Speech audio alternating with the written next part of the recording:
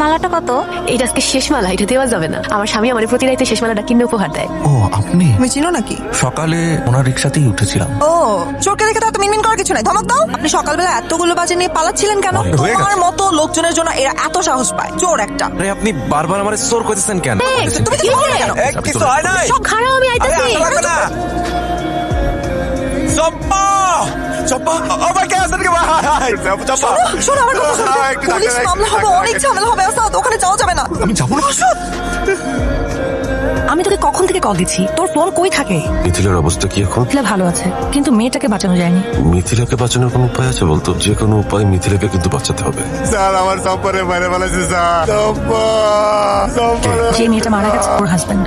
অভিযোগ যদি প্রমাণ হয় তাহলে মিথিলা যাবজ্জীবন হবে। বাঁচানোর উপায় কি এখন? সবচেয়ে সহজ অপশন মেয়েটার হাজবেন্ড। ও যদি কেসটা তুলে নেয়, গরিব, মেবি অল্প টাকায় ম্যানেজ হয়ে যায়। ওই তো মালিক, কথা বলি চল। তোকে দেখলে রিয়াক্ট করতে পারে। আপনি আমারও কি স্যার?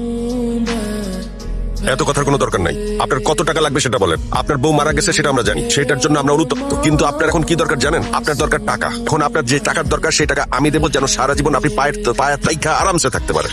এই তো আপনার গায়ে ফেলা উচিত ছিল। আপনার তো থুতুরও যোগ্য না। আপনার বউ কি করছে জান? আপনার বউ তো ওখানে আমার বউটারে মারে নাই। আমার বউয়ের পেটে ছিল বাচ্চা, আমার বাচ্চা। সেই মানুষটা আর পর্যন্ত পৃথিবীতে আয় নাই, তাই নিয়ে আপনি সদা করতে আইছে? আপনারা কি মানুষ? আপনারা মানুষ না।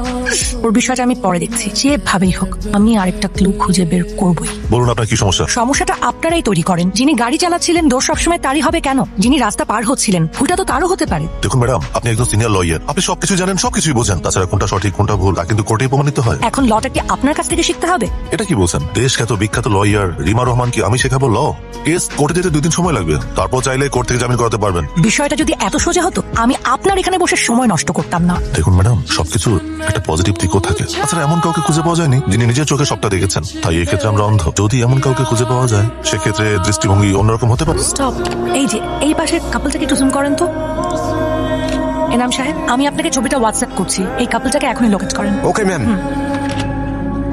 ভাইয়া এটা তো অন্যায়। মেয়েটা যদি রাস্তা পার হওয়ার জন্য দোষী হয়, ওভার স্পিডের জন্য আপনার বউ তো অনেক বড় দোষী। এরকম একটা মিথ্যা সাক্ষী আমরা দিতে পারবো না, আমাদেরকে ক্ষমা করবেন আপনার যত টাকা লাগবে আমি দেবো। প্লিজ। আপনি আমার স্ত্রীকে বাঁচান। আপনার স্ত্রী আরেকজনের স্ত্রীকে খুন করেছে তাই না?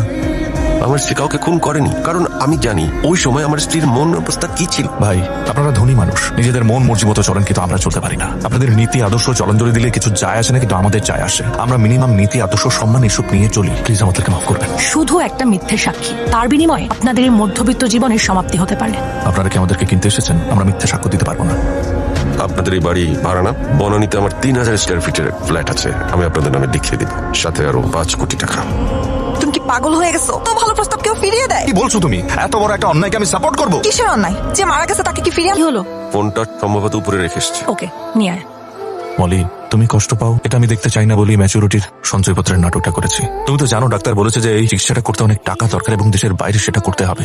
এত কষ্ট করে যাকে এই দুনিয়াতে আনবে, জন্মের আগে যাকে এমন একটা অপরাধের সাথে জড়িয়ে ফেলবে। মিথ্যে বললে হয়তো কিছু টাকা আমরা পাবো, সেই টাকা দিয়ে খুব সহজেই দুনিয়াতে আমাদের সন্তানকে নিয়ে আসতে পারবো। কিন্তু জন্মের আগেই সন্তানকে মিথ্যের কাছে বিক্রি করে দেবে বাবা হয়ে আমার এমনটা কি করা উচিত বলো? আবেগ দিয়ে না দুনিয়া চলে না। দুনিয়ার প্রতিটা পদে পদে টাকার দরকার। কিন্তু সেটা এইভাবে অন্যায় করে নয়, সে টাকাটা কষ্ট করে অর্জন করতে হয়।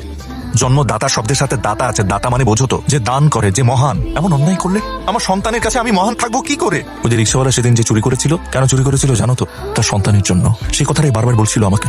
আমি চাই না আমার জন্য আমার সন্তান অপমানিত হোক, আমি চাই আমার জন্য আমার সন্তান গর্ব করুক। আমি হয়তো তাকে টাকা দিয়ে স্বাচ্ছন্দ্য দিতে পারবো না, কিন্তু সারা জীবন বট গাছের মতো আগলে তো রাখতে পারবো। এইটুকু আমার সন্তানের জন্য আমি করতেই পারি, এবং সেটা আমি করবোই। মিথিলা,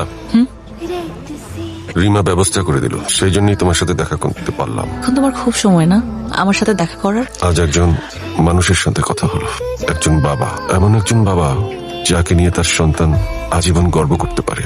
কিন্তু আমি কি তেমন বাবা যে আমাকে নিয়ে আমার সন্তান আজীবন গর্ব করতে পারে? ঠিকই বলছো, আমি একটা অসামাজিক প্রাণী। কারণ সামাজিক প্রাণীর না সন্তান জন্ম দেওয়ার ক্ষমতা আছে, আমার সেটাও নাই। এটা কোনো কথা? বুঝো নাই?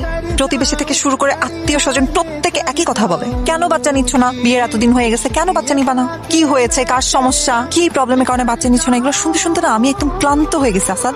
আচ্ছা ঠিক আছে বাবা। কিচ্ছু ঠিক নাই। এই যে আমি সব জায়গাতে এত অপমানিত হই, তুমি এগুলো জানো? তুমি জানবা কিভাবে? তুমি তো পুরুষ মানুষ, তোমার তো এগুলোর মুখোমুখি হতে হয় না, এগুলোর দায়ভার নিতে হয় না। নিঃসন্তান হওয়ার দায়ভার নারীর। এই যে বিয়ে করেছি না, বিয়ে করা হচ্ছে একটা পরীক্ষা নারীর জন্য, আর সন্তান জন্ম দেওয়া সেই পরীক্ষার রেজাল্ট। কালকে আমরা দুজনেই ডাক্তারের কাছে যাবো।